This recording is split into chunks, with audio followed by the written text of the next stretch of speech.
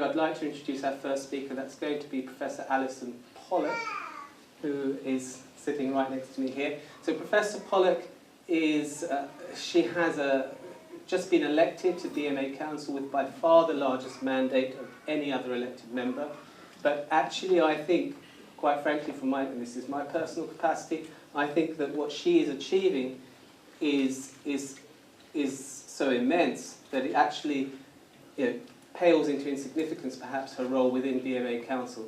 So she has led the judicial review against the recent reforms that are being planned by Simon Stevens and the government of our NHS, along with Professor Stephen Hawking and her colleagues.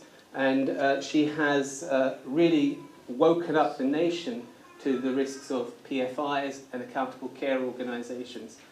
She has set up and directed umpteen departments in prestigious universities such as UCL.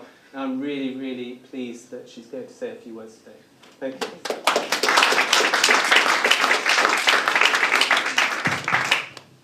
Is this working? Can you hear me all right? Yeah. Thank you. Well, thank you very much to Musa and the gang for organising this. It's really great, and I do hope it's interactive.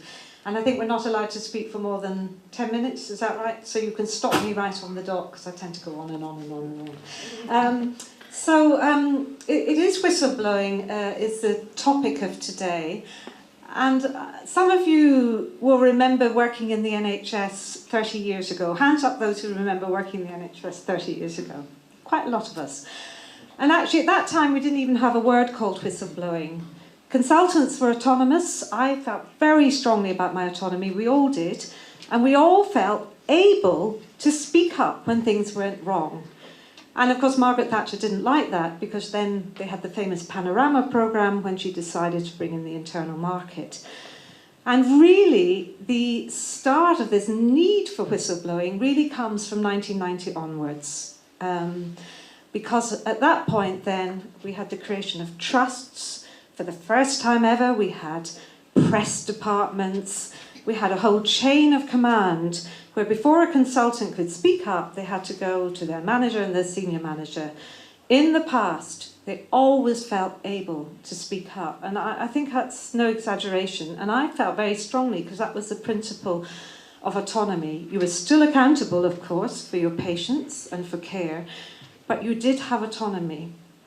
And I think it's no coincidence that this whole whistleblowing culture, and it's very, very weak legislation compared with the US, where whistleblowers in corporate organisations, of course, have enormous rewards, worth millions and millions of pounds when things go wrong. So the government has brought in very weak forms of statutory protections, and we'll be hearing about that, at the same time as it's breaking up corporatising and privatising the NHS.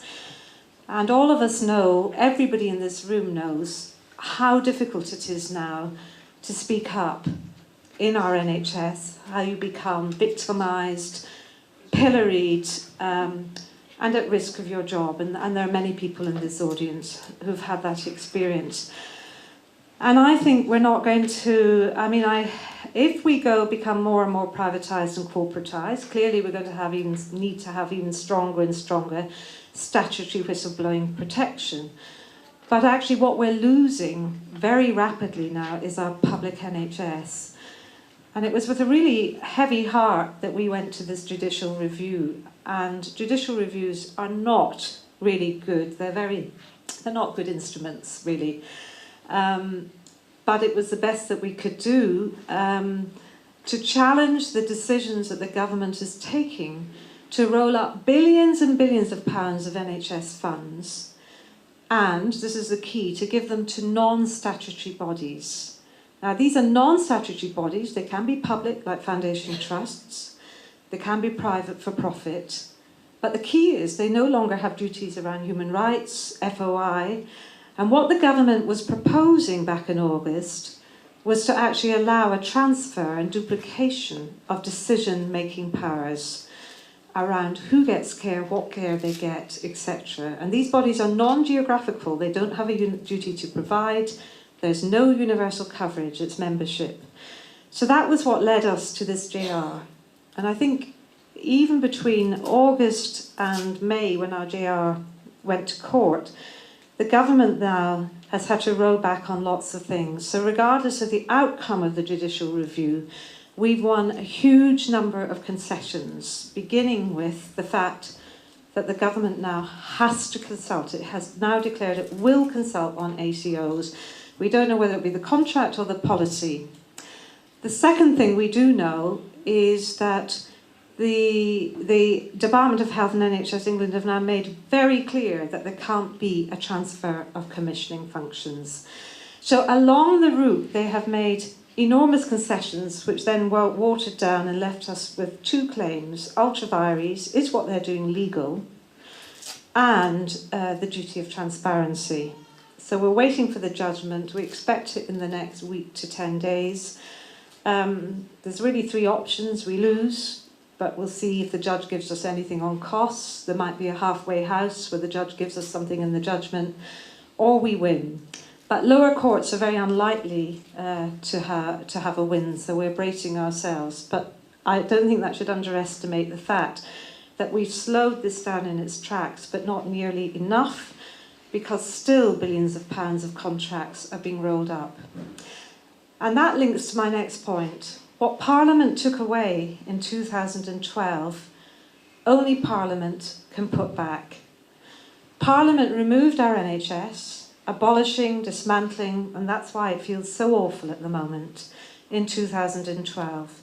It did it by removing the duty to provide healthcare, universal healthcare throughout England, and creating new structures very akin to US-type ACOs. They even use the terminology. So only Parliament can put it back. We realised that in 2012, which is why it's really fantastic. BMA policy is to support the NHS bill, the reinstatement bill. And we need to have legislation ready for whichever government, if we get a Labour government or a coalition, comes to pass, because we won't get it back in England. Scotland and Wales still have an NHS. So this is why it's so important, and we were bitterly disappointed last week because Eleanor Smith, MP, a black nurse for 40 years, had agreed to take, and actually ironically in Enoch Powell's old seat in Wolverhampton, had agreed to take the bill on the into Parliament on the 11th of July. We thought that was the best birthday present the NHS could get. There was a bit of shenanigans last week because Corbyn and McDonnell support the bill. We don't quite know what went on, but the bill has been blocked for the time being, and there's going to be a consultation over the next few months.